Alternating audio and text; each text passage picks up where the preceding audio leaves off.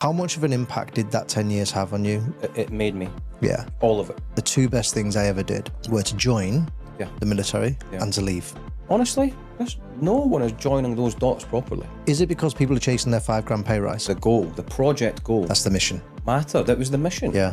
It really mattered. So how do you guys strategy 2 years out when you actually don't know what's coming in 24 months? Yeah, it's tough. That kind of arena where you need to be really, really hyper switched on and organised and process driven. It's a serious role in a serious global business. But COVID made us all think, right, where's my life going? What's career? What does it all mean? It's the difficult conversations that people respect. It means it dilutes and waters down that whole industry. Did anyone go, Vince, are you sure, mate? You've got the brass section, you've got the string section, you've got the percussion section, and you're supposed to be the conductor. What are the big differences in that mentality, which we've come from, to a construction mentality? But there's games that gets played at every single level. People will say, well, that's far too early. Early for what?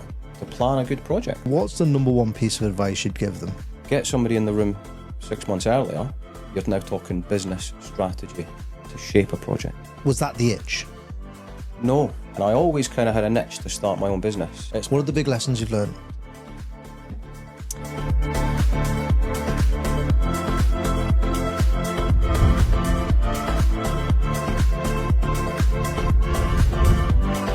Welcome to the Future Workplace podcast. Now, the idea behind the podcast is that we bring experts together to answer this underlying question. And the question is, if you have an office move over the next 12 to 18 months, what don't you know that you need to know? What decisions do you need to make now? And what conversations do you need to have now in order to let you build an office fit for purpose so that you are in the right place for the next 5 to 10 years? What are those questions? What we then do is we bring experts together to try to answer those questions. And experts can be anything from environmental to mental health to anything to do with what the future of workplace physically or emotionally or, any of that kind of stuff, human element, what it all looks like and what it needs to look like in the next 5 to 10 years. That's what we do.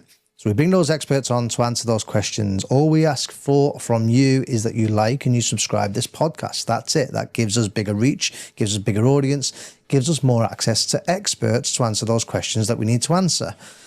I like bringing experts on and I love bringing people on that I share a history with. And today I'm with somebody that I share a history with, Vince Simpson. Hello. How are you doing? You all right? How are you? I'm pretty good. We'll talk about our shared history in a minute, but it's great to be here. Great to have you. You've got. And there are a few things. I want to talk to you about a bunch of stuff. Your comedy interests and all that kind of stuff. I won't be telling any jokes. To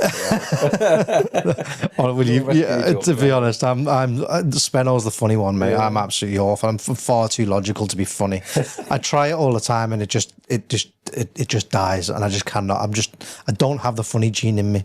Well, it depends if you're talking forces humour or. Well, this is the problem. This is the problem. My forces humour hasn't left me, and that is the issue. No, mine neither. Sometimes I've got some funny stories about my first civilian job after I left the forces, but that's.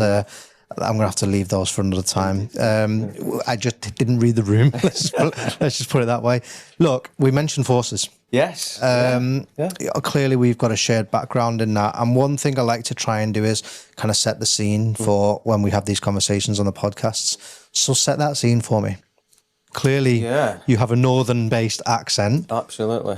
Give me the story. Oh, the year was 1979. It all happened. So, very abridged kind of version, because I can talk all day about this. But from Dundee, wasn't academic in any way, shape or form. Wasn't really much happening in Scotland and Dundee kind of career-wise as I was kind of going through school and then left.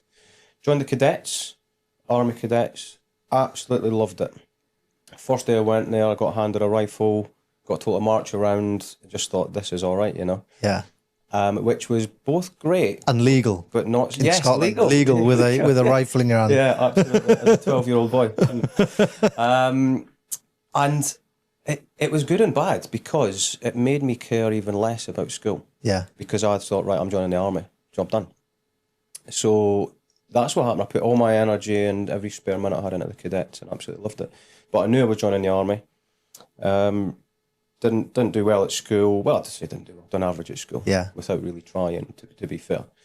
Didn't realise I was or kind of mildly dyslexic at the time, which Yeah. now in retrospect answers a lot.